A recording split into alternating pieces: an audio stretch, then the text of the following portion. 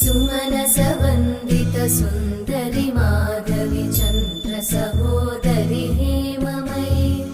मुनिगणवन्दित मोक्षप्रदायिनि मञ्जुळभाषिणि वेदनुते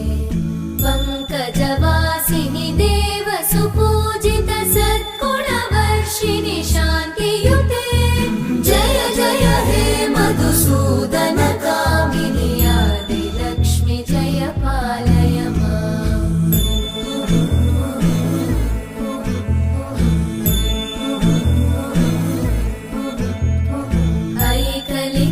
ऐकलिकल्मषनाशिनि कामिनि वैदिकरूपिणि वेदमये